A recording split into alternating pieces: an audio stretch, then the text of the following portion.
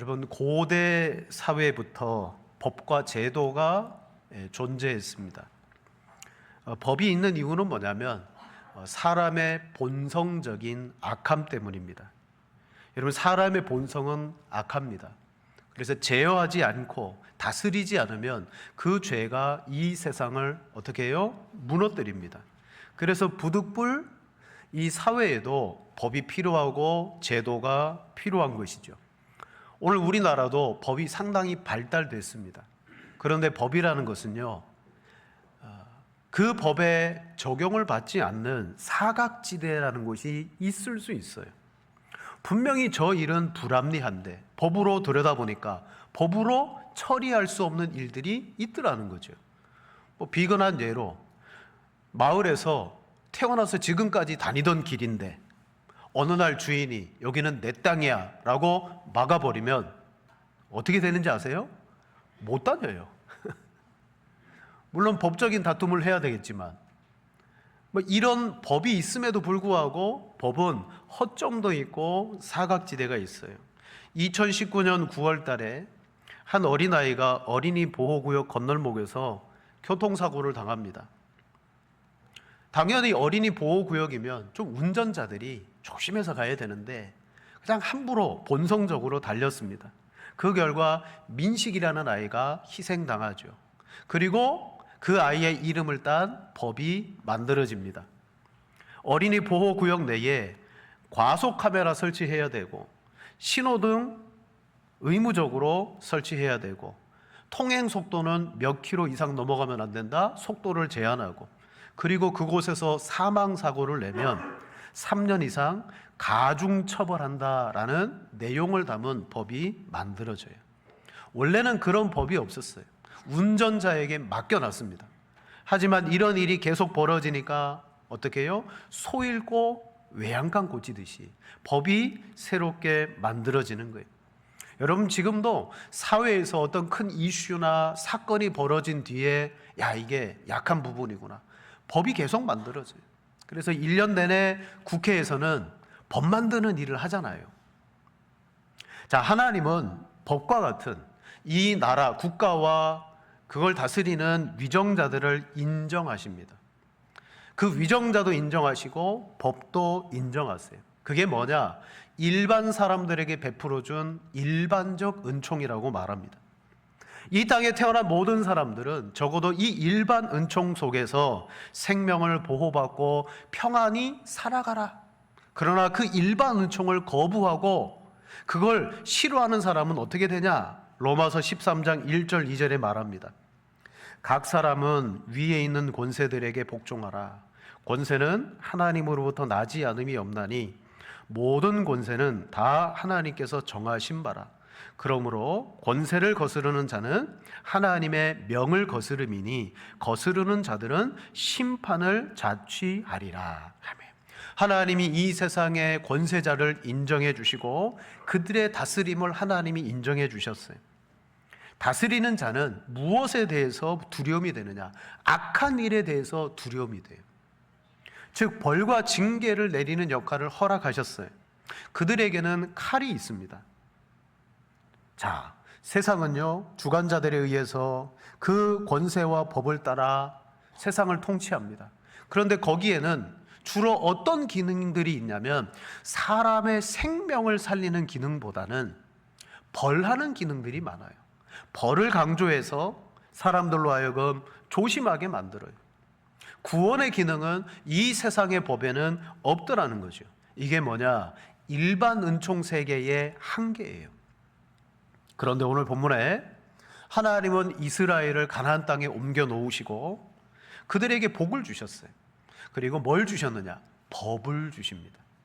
너희가 내 법을 따라 순종하고 살아가면 너희는 제사장 나라가 될 것이다. 즉, 이 땅에 하나님 나라가 될 것이다. 복도 주시고 땅도 주시고 법을 주셨어요. 그리고 이 법을 잘 지켜나갈 때 여러분, 실은 이 법 자체가 주님이 주신 목적이 아니에요. 이 법을 통하여 하나님의 마음을 주셨는데 뭐냐? 모든 법들은 우리에게 생명을 주시기 위한 하나님의 의도예요. 오늘 우리가 도피성 제도를 볼 겁니다. 단순히 실수로 잘못을 저지른 사람이 공정한 재판을 받고 풀려나는 그러한 사회 제도 같지만, 실은 이런 법을 통하여서 하나님은 그 깊숙이 뭘 담아 놓으셨냐면 복음을 담아 놓으셨어요. 그래서 우리는 이 법을 지킴으로 말미암아 하나님의 마음과 그 복음을 알게 될 겁니다. 자, 이 시간 우리 도피성 제도를 통해서 하나님의 은혜, 그 복음이 뭔가를 함께 살펴봅니다. 첫 번째로, 여러분, 도피성 제도라는 것은 뭡니까? 본문은 여호수아가 가나안 정복을 마치고 이제 각 지파별로 땅 분배를 끝난 다음에 하나님이 여호수아에게, 여호수아야, 너는 이제 도피성을 제정해라. 여러분, 이 도피성의 제도는 여기만 등장하지 않아요. 출애굽기, 민수기, 신명기, 여호수아, 모세 오경 중에 4권의 말씀에 등장합니다. 왜 4곳이나 이렇게 말할까요? 그것은 중요하다는 거예요. 여러분, 반복적으로 우리가 뭔가를 말한다는 것은 중요한 거예요. 우리 학교 다닐 때 늘 선생님이 그런 말 했어요. 얘들아, 뭐가 제일 쉽다? 안 들어보셨어요? 얘들아, 내가 인생을 살아보니까 뭐가 제일 쉽더라? 공부가 제일 쉽더라. 너희들 지금 공부해야 될 때야. 나중에 나이가 들면 그때 공부할 걸, 이 학창 시절을 너희가 그리워할 거야. 여러분, 귀에 못이 받도록 우리가 듣지 않았어요? 근데 실제 공부 시절을 다 지나고 보니까 어때요? 그 말이 맞구나. 자, 중요한 것은 반복하게 되어 있어요. 여러분, 신약 성경에 공감복음, 예수 그리스도의 복음을 말씀하는 복음서가 마태, 마가, 누가, 요한입니다. 다 예수님이 누구신가, 예수님은 어떤 일을 하셨는가를 왜 굳이 한 곳만 집중적으로 말씀하면 되지 4개의 복음서까지 그렇게 써가면서 말씀하셨을까요? 왜? 예수 그리스도가 누구인가를 알며 그분의 사역이 무엇인가를 아는 것이 우리 구원에 직결됐기 때문에, 대단히 중요하기 때문에 4권이나 복음서를 써서 우리에게 말씀하는 거예요. 도피성도 그렇습니다. 출애굽기부터 여호수아가까지 4곳에서 말씀하세요. 제일 먼저 출애굽기에는 시내산에서 언약을 맺으면서 폭행과 관련된 사법적 문제를 다룰 때 고의가 아니라 실수로 사람을 쳐 죽인 사람은 도망할 수 있는 장소를 마련해줘라 라고 규정을 하나님이 말씀하십니다. 민수기를 보면 조금 더 구체적으로 바뀝니다. 너희가 가나안 땅에 들어가게 되면 요단 동편과 서편에 각각 3성읍, 6성읍을 도피성을 정하라 라고 말합니다. 그리고 그 도피성은 레위인들이 거주할 것이라 말씀해요. 드디어 신명기 말씀에는, 신명기는 이제 광야 40년을 다 보내고 회상하는 말씀이죠. 이미 요단 동편 땅을 정복했어요. 그래서 요단 동편에 베셀, 길르앗 라몬, 바산 골란이 도피성이다. 이미 지명까지 말하면서 신명기에는 도피성을 딱 찝어줍니다. 그리고 오늘 여호수아가 됩니다. 20장에 요단 서편 지역을 정복하고 난 다음 나머지 3성읍을 여호수아에게 도피성으로 정합니다. 갈릴리 게데스, 세겜과 헤브론, 총 6개의 성읍이 만들어져요. 자, 출애굽기부터 여호수아까지 왜 4개의 성읍을 말합니까? 제가 볼 때는 중요한 것도 중요한 거지만 이 도피성의 제도가 어떻게 됩니까? 점점 발전되고 구체화되고 현실화되고 있는 것을 보게 돼요. 그냥 하나님이 말씀하신 선포가 아니라 이제는 실제적으로 그것들이 그들의 도시 가운데 이루어지더라. 하나님의 법이 실제가 되더라. 자, 이렇게 6개의 성읍이 만들어집니다. 여기 누가 들어가죠?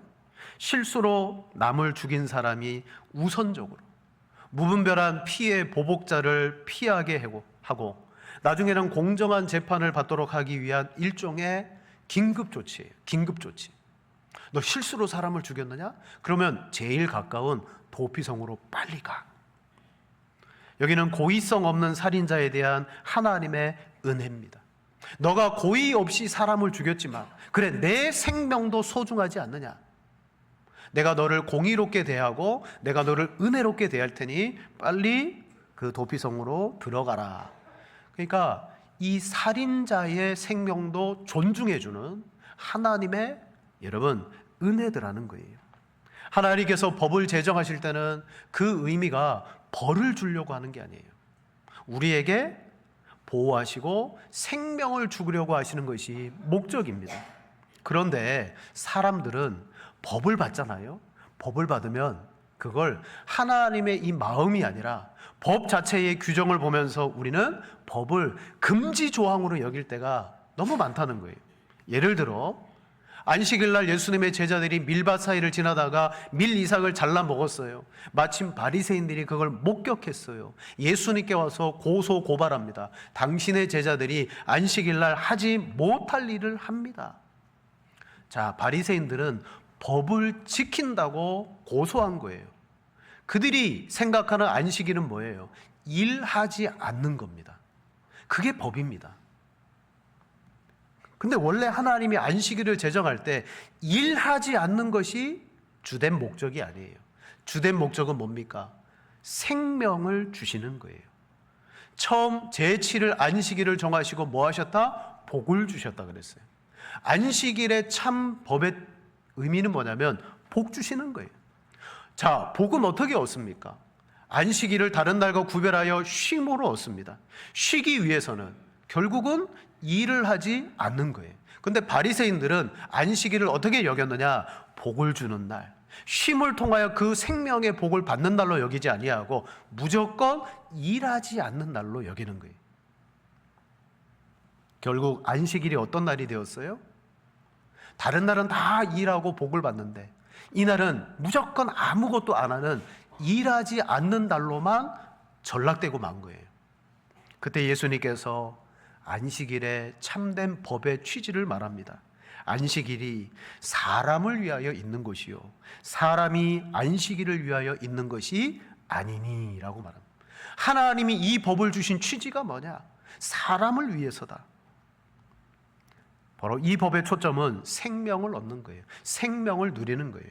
자, 그러면 하나님이 주신 모든 법들은 단지 하지마, 해, 규정과 조항이 아니라 그 이면 속에는 저와 여러분들의 복과 생명을 주시기 위해서 그 율법과 법을 주셨다라는 사실을 아시기를 바랍니다. 하나님의 법을 기뻐하십시오. 하나님의 율례를 즐거워하십시오. 왜 시편 기자들이 여호와의 말씀을 묵상하고 그 말씀을 기뻐했는지 아세요? 그때 율법을 주야로 묵상했대요. 그 딱딱하고 고리타분한 율법을 묵상하는데 그게 무슨 기쁨이 되겠어요? 오늘 여러분 앞에 법전을 펼쳐놓고 여러분 이 법전에서 은혜 받으세요. 그럼 은혜 받겠습니까? 머리 아플 거예요. 그런데 하나님의 사람들은 이 율법의 참 의미가 그 속에 묵상하면 묵상할수록 담겨져 있다는 사실을 알았어요. 그리고 그 율법 속에서 은혜의 사람은 뭘 발견하느냐? 복음을 발견하는 거예요. 복음을. 오늘 도피성이라는 이 제도의 그 속에는 하나님의 마음이 있어요. 생명을 주신 가해자라도 생명을 주려고 하는 하나님의 마음이 있어요. 그 마음은 무엇으로부터 나오느냐? 여러분, 복음입니다. 하나님이 법을 제정하시고 만드실 때는 첫째는 하나님의 기뻐하시고자 하시는 목적이, 법을 만드신 다음에 하나님이 기뻐하세요. 왜 기뻐하십니까? 바로 이 법이 혜택을 받을 우리들에게 생명이 되기 때문에, 복이 되기 때문에, 보고 이 법을 지키는 사람인 우리가 복을 누리기 때문에 하나님이 기뻐하시는 거예요. 탕자의 이야기를 보십시오. 아버지의 유산을 받아서 허랑방탕하게 다 탕진하고 집으로 돌아옵니다. 이때 아버지를 위해서 열심히 일했던 첫째 아들이 아버지께 원망을 쏟아놓습니다. 이렇게 말합니다. 아버지의 살림을 창기와 함께 모두 삼켜버린 저 아들이 돌아오니 어떻게 살찐 송아지를 잡아줍니까? 그러니까 이 첫째 아들의 관점은 뭐냐면 윤리, 도덕, 법이에요. 법. 이미 윤리, 도덕을 깨트린 거예요. 아버지의 유산을 다 받아가지고 아버지 돌아가시지도 않았는데 그 유산을 다 탕진해 버렸잖아요. 자기의 기준에 법을 어긴 사람이에요. 그래서 첫째 아들은 그가 가지고 있는 법의 기준으로 용납이 안 되는 거예요. 근데 아버지는 그를 어떻게 합니까? 씻겨주고 가락지를 끼우고 송아지를 잡고 잔치를 베풀어줘요. 이 첫째 아들이 보지 못한 게 뭐예요? 법은 봤지만 그 속에 담겨 있는 아버지의 마음은 못 본 겁니다. 이 내 동생은 죽었다가 살아났으니 내가 잃었다가 얻었기로 우리가 즐거워하고 기뻐하는 것이 마땅하니라. 아버지의 마음은요, 그가 돌아왔다는 거예요. 생명을 얻기 위해서 왔다는 거예요. 그걸 보신 거예요. 그걸 기뻐한 거예요. 그러나 형은 바리새인의 입장에서 너 법을 어겼잖아. 너 그렇게 못 살았잖아. 법을 정죄하는 데 사용했어요. 아버지의 마음은 뭡니까? 누가복음 15장 10절에 말합니다. 내가 너희에게 이르노니 이와 같이 죄인 한 사람이 회개하면 하나님의 사자들 앞에 기쁨이 되느니라. 아멘. 누가 법을 어겼어요. 잘못을 저질렀어요. 근데 그 사람이 회개하고 돌아왔다? 그럼 우리 어떻게 해야 되느냐? 너 죄인이잖아. 용납하고 받아줘야 됨에도 불구하고 우리 용납이 안 돼요. 그러나 하나님의 마음은 도피성과 같이 가해자라도 생명을 내가 지켜주기를 원한다. 두 번째로 이 도피성 제도를 주신 근본적인 이유가 있습니다. 자, 우리 본문 3절 말씀 같이 읽겠습니다. 부지 중에 실수로 사람을 죽인 자를 그리로 도망가게 하라. 피해 보복자를 피할 곳이라. 6절도 봅니다. 그 살인자는 회중 앞에 서서 재판을 받기까지 죽기까지 그 성읍에 거주하다가 그 후에 살인 도망가여 나온 자기 성읍 돌아갈지니라 하라 하시니라. 아멘. 분명히 이 제도는 실수로 부지 중에 사람을 죽인 그를 보호하기 위한 시스템입니다.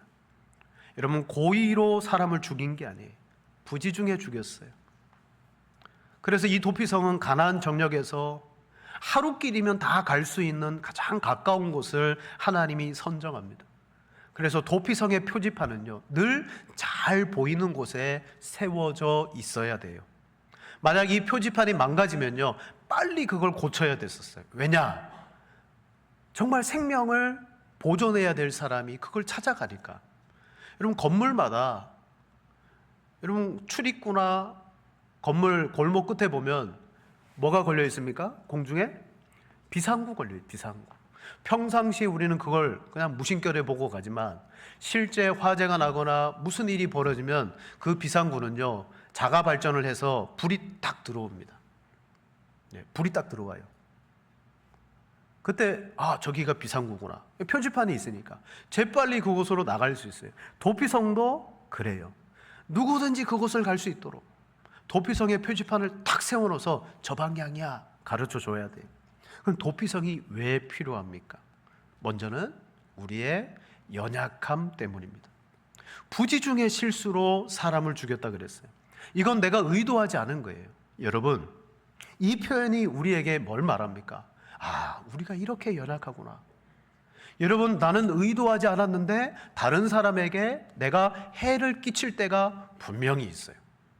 운전하다 보면 꼭 그런 때가 있어요. 나는 저 사람에게 전혀 악감정이 없어요. 근데 어떻게 하다가 내가 실수한 거예요. 여러분, 대부분 교통사고는 실수로 많이 일어나잖아요. 사람을 죽이는 일이 여러분 실수로 나타나요. 내가 그렇게 하기를 원하지 않았어요. 실수로 사람을 죽였다는 것은 우리 모두가 연약하다라는 표현입니다. 내 의지와 상관없이 나도 모르게 스스로 어려움에 빠질 수 있어요. 그럴 때 우리에게는 뭐가 필요해요? 도피성이 필요해요. 하나님, 제가 너무나 연약합니다. 우리가 인생을 살다 보면 내 의지가 아니라 타의에 의해서 내 인생이 망가질 때가 있습니다. 그럴 때 우리는 연약해집니다. 그럴 때 도움을 기다리잖아요. 마찬가지예요. 자, 연약하기 때문에 우리도 이런 존재가 될 수 있어요. 그리고 또 하나는 뭡니까? 반대의 개념이에요. 우리가 악하기 때문에. 여러분, 인간의 죄성 가운데 보복 심리가 있어요. 그것 때문에 도피성이 만들어졌어요. 누군가 사람을 부지 중에 죽였는데 피해자 된 가족이나 지인들이 그 살인한 사람을 그냥 두겠습니까? 여러분, 법보다 뭐가 가까워요? 주목에 가까워요. 모두가 다 그렇습니다. 분명히 죽일 의사가 없고 실수로 죽였음에도 불구하고 피해자의 입장에서는 원인자를 찾아내어 해결하고 싶은 증오심이 우리 속에 다 일어납니다. 그러니까 이 도피성은요, 부지 중에 살인한 연약한 사람뿐만 아니라 가해자의 입장에서 복수하고 싶은 나를 위하여 그걸 막는 거예요. 한번 생각해 보세요. 그 사람을 잡아서 내가 복수합니다. 그러면 이 사람이 거꾸로 피해자가 돼요. 그러면 그 사람의 집안이 가만히 있겠어요? 그걸 성경적인 개념으로 뭐라고 말하냐면 고엘이라고 말해요. 고엘은 좋은 쪽으로 말하면 친족의 기업과 잃어버린 그 기업을 재산을 찾아주는 책임을 말합니다. 나오미가 여러분 이방 나라 갔다가 남편 잃어버리죠. 두 아들 죽죠. 결국 그냥 거지가 되어 베들레헴으로 돌아옵니다. 기업을 다 잃어버렸어요. 그때 이 기업을 친족인 보아스가 책임을 지고 찾아줍니다. 그게 고엘이에요. 내 친족 가운데 누군가 기업을 잃어버리면 가까운 친족이 대신해서 찾아주는 것. 근데 이것도 마찬가지예요. 내 친족이 억울한 죽임을 당했습니다. 비록 우발적인 살인이라 할지라도 여러분 친족이 책임 있게 복수해 주려고 하는 고엘이 발동되면 그 사람이 누가 되냐면 피해 보복자가 돼요. 우리 섹스피어의 로미오와 줄리엣을 보면 두 가문이 등장합니다. 몬테규 가문과 캐폴릭 가문입니다. 근데 두 가문 사이는 이 로미오와 줄리엣 이야기가 시작됨과 동시에 뿌리 깊은 적대감이 양 가문 사이에 있어요. 그래서 양 가문은요 서로 증오심을 가지고 있어요. 그때 로미오와 줄리엣이 양 가문 사이에 여러분 사랑을 하게 됩니다. 그러나 중요한 것은 원인 모를 그 증오심으로 말미암아 결국 이 두 사람이 희생이 되죠. 그렇다면 두 가문은 왜 그렇게 미워했을까요? 중요한 것은 그 내용 속에는 왜 두 가문이 그렇게 증오했는지 원인은 잘 나타나지 않아요. 그럼 따지고 돌아가 보면 그들의 선조 때에 뭔가 증오심을 일으킬 만한 일이 그들에게 있었을 거라는 거예요. 그럼 이게 뭐예요? 이미 그들의 선조들 속에 복수심, 증오심이 싹트고 그들의 후대가 왜 이렇게 됐는지 원인은 모르지만 증오라는 결과를 가지고 로미오와 줄리엣이 결국 그들이 희생을 당하는 이야기더라. 여러분 사람에게는 이런 복수심이 있어요. 오늘날 극장에 보면 대부분 영화들이 어떤 내용을 가지고 있습니까? 복수극이 많잖아요. 그런 영화일수록 흥행합니다. 왜요? 사람들에게는 실제로 복수하고 싶은 마음이 있어요. 내가 해코지를 당했는데 어떻게 못하겠는 거예요. 근데 그 영화를 보면서 대신 복수의 줌으로 말미암아 내가 그 희열을 느끼는 거예요. 카타르시스를 느끼는 거예요. 이게 뭐냐? 우리가 악하다는 거예요. 우리의 가지고 있는 죄성의 당면입니다. 자, 여러분, 죄가 시작됨으로 말미암아 깨어짐이 일어나고 복수가 일어나요. 가인이 동생 아벨을 죽였습니다. 그리고 나서 하나님께 뭐라고 말합니까? 나를 만나는 자마다 나를 죽일 것이다. 살인하고 난 다음에 누군가 나에게 복수할 것이라는 두려움에 빠집니다. 이때 하나님이 가인에게 표를 주어 그 복수를 막아주세요. 근데 가인의 후예 가운데 라멕이라는 후손이 태어나요. 이 가인의 복수의 피가 라멕에게 어떻게 됩니까? 영적으로 전이 됩니다. 그가 이런 노래를 불러요. 창세기 4장 23절에 라멕이 아내들에게 이르되 아다와 실라여 내 목소리를 들으라. 라멕의 아내들이여 내 말을 들으라. 나의 상처로 말미암아 내가 사람을 죽였고 나의 상함으로 말미암아 소년을 죽였도다. 이게 복수예요. 누가 나에게 상처를 줬다는 거예요. 근데 나는 그걸 뭘로 갚았다? 내가 죽여버렸다. 여러분 사람의 그 악함은요 작은 해를 당해도 큰 것을 갚아주려고 해요. 하나님이 주신 피해 보복법 가운데 동해 보복법이 있습니다. 눈에는 눈, 이에는 이. 그래서 하나님을 모르는 사람들은 우리에게 말합니다. 야, 너희가 믿는 하나님은 어떻게 그렇게 잔인하냐? 어떻게 눈을 다쳤다고 너도 가서 그 사람의 한쪽 눈을 다치게 하고, 이를 다쳤다고 한쪽의 이를 다치게 하냐? 너희 하나님은 잔인한 하나님이야. 근데 하나님의 마음을 몰라서 그래요. 하나님은 우리 인생을 잘 아시잖아요. 인생은 어떻다? 내가 피해를 당하면 1대1로 갚아주는 것이 인생이 아니에요. 내가 피해를 당하면 나는 수배를 더해서 갚아줍니다. 그게 우리의 죄성이라는 거예요. 그래도 나중에 성이 안 차요. 그게 우리라는 거예요. 그때 하나님은 우리를 아시고 뭐 어떻게 해요? 너희는 피해를 갚아주려고 한다면 1대1로 해야 되지 더 이상하면 안 돼. 그게 하나님의 기본적인 원칙이에요. 그러나 고의 중에 고의가 아니라 실수로 사람을 죽인 그런 사람도 내가 존중하고 그 생명을 지켜주기를 원해. 그래서 너가 어떻게 알아? 그 피해 복수를 끊어줬으면 좋겠어. 바로 그거예요. 복수는 계속 이어집니다. 도피성의 제도를 통하여 내가 이 제도를 만들어 줄 테니 너희는 누군가 이 피해 복수를 끊어줘라. 그래서 출애굽기부터 여호수아까지 이 도피성 제도가 구체화되고 실현되는 거예요. 자, 결국 이 도피성은 어떤 성읍이냐? 마지막 세 번째로 한번 따라합시다. 받아들이는 성읍. 도피성이라는 뜻이 받아들이는 성읍이에요. 히브리어로 아리 미클라트입니다. 뜻은 받아들이는 성읍. 얼마나 좋아요. 우리 표현에는 번역을 도피성이라고 말했죠. 그런데 받아들이는 성읍으로 불러도 너무 좋을 것 같아요. 이 성읍은요, 그 죄인들을 받아들입니다.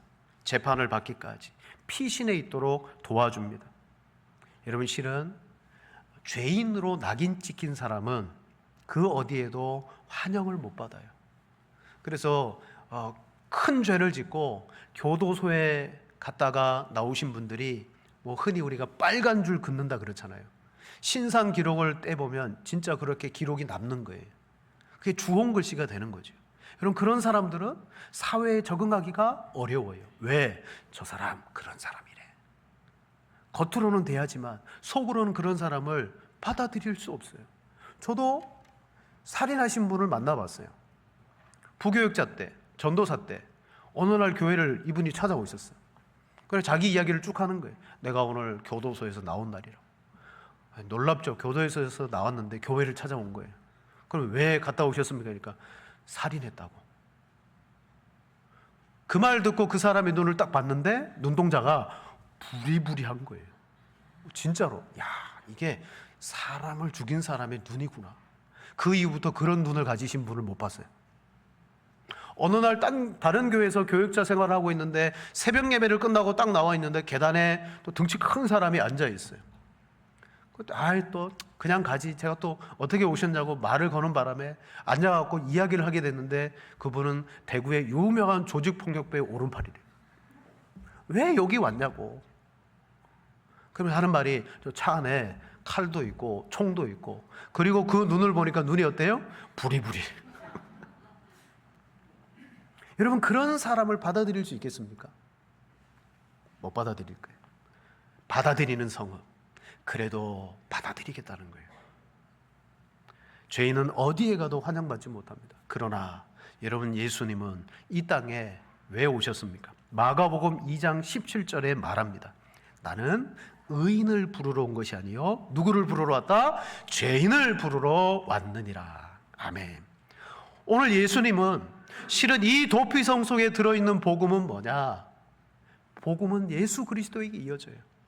도피성이 시내산에서부터 구체화되고 현실화되고 그 성읍이 만들어진 것처럼 이 성읍은 예수 그리스도를 예표하는 성읍인 거예요.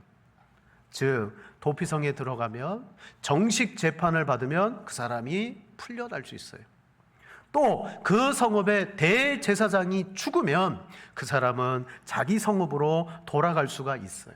자, 정식 재판을 받는 것은 이해가 돼요. 재판이 공정하니까. 그런데 대제사장이 죽는다고 그 사람이 왜 풀려나냐고요. 이게 이해가 좀 안 될 거예요. 중요한 것은 대제사장의 역할입니다. 대제사장은 다른 일반 제사장과 다르게 1년에 한 번 대속죄일에 지성소에 들어가 온 이스라엘 백성들의 죄를 속죄하는 예식을 행합니다. 그 예식이 하나님께 받아들여지면 이스라엘 모든 백성들의 그 해의 죄가 사함받는 거예요. 그런데 그 제사장이 죽습니다. 죽어요. 죽으면 어떻게 됩니까? 그 해에 백성들의 죄는 사함을 못 받는 걸까요? 그래서 제사장이 들어갈 때는 이 다리에 방울을 차고 들어가잖아요. 방울 소리가 안 나면 죽었구나. 그걸 줄로 끌어내잖아요. 근데 그게 뭐예요? 대제사장이 그 앞에 온전한 속죄를 드렸을 때 백성들의 죄가 사해질 뿐만 아니라 이 대제사장이 죽게 되었을 때 그의 몸으로 뭐 했다? 하나님 앞에 속죄의 제사를 드리게 된 것처럼 대제사장이 죽으면 바로 이 모든 죄인들의 죄가 사면되는 거예요. 여러분, 히브리서에 예수님은 누구라고 말합니까? 예수님은 우리의 죄를 대신하여 죽으신 제사장이다 라고 말합니다. 우리 히브리서 7장 27절 함께 읽겠습니다. 그는 저 대제사장들이 먼저 자기 죄를 위하고 그 다음에 백성의 죄를 위하여 날마다 제사를 드리는 것과 같이 할 필요가 없으니 이는 그가 단번에 자기를 드려 이루셨음이라. 아멘. 일반 제사장들은 매년 하나님 앞에 속죄를 드리지만 예수님은 단번에 자기를 드려 죽으심으로 말미암아 우리의 죄를 속하여 주셨느니라. 이 땅에 우리를 받아들이시기 위해서 오셨을 뿐만 아니라 우리를 위하여 죽으시기 위해서 오셨고 제제사장이신 예수님은 그 일을 이루심으로 우리의 구원이 되셨다라고 말합니다. 말씀을 마치겠습니다. 여러분, 저와 여러분은 이 땅에 태어나는 순간 어떤 존재가 되었느냐? 우리가 아이들이 태어나면 막 축하하고 기뻐해 주죠. 근데 우리가 보지 못하는 게 있어요. 아이들이 태어난 순간부터 이 아이는 그때부터 죄의 짐을 지고 살아간다는 걸 우리는 모르고 있어요. 성경적으로 아이들은 죄의 짐을 지고 태어납니다. 그때부터 죄는 우리를 어떻게 하느냐? 피의 보복자가 되어 우리가 죽을 때까지 쫓아와요. 그게 뭐예요? 죄의 삭은 사망이니라라고 말했어요. 죄를 다 갚기 위해서는 우리가 죽어야 됩니다. 그래서 죄는 피의 보복자가 되고 우리는 태어난 순간부터 죄인인 거예요. 여러분, 이게 우리가 고입니까? 어떻게 보면 그 원인은 우리의 원조상에게 있겠죠. 우리가 원치 않는 죄인이 된 거예요. 이때 죄가 우리를 보복하기 위하여 죽을 때까지 쫓아오겠지만 이걸 끊어버리고 우리를 맞아주신 분이 누굽니까? 대제사장 되시는 예수 그리스도시더라. 그러므로 이 도피성 제도 속에는 하나님의 마음과 함께 뭐가 들어있어요? 그리스도의 복음이 들어있는 줄로 믿습니다. 그러면 우리는 어떻게 해야 되겠습니까? 이 성에 들어가는 자마다 그 성의 장로들에게 자기의 죄를 고백하고 들어가라 그랬어요. 즉, 저와 여러분들이 이 도피성이신 예수 그리스도께 나아가기 위해서 인정하셔야 돼요. 하나님, 저는 죄인입니다. 이 죄를 제가 해결할 수 없습니다. 지금 죽음에 쫓기고 있습니다. 여러분, 우리의 인생의 본질을 인정하시고 그리고 뭐 해야 됩니까? 우리의 구원자 되시는 예수님을 부릅니다. 누구든지 주의 이름을 부르는 자는 구원을 받으리라. 아멘. 예수님의 이름이 여러분 우리의 구원의 능력이신 줄로 믿고 항상 그리스도께 도피하시고 주님께 피하시는 자마다 하나님이 우리의 연약함을 반드시 도와주실 줄로 믿습니다. 구원받고 그 예수님을 높이 섬기고 모든 염려까지 맡겨드리는 성도가 되시기를 축복합니다.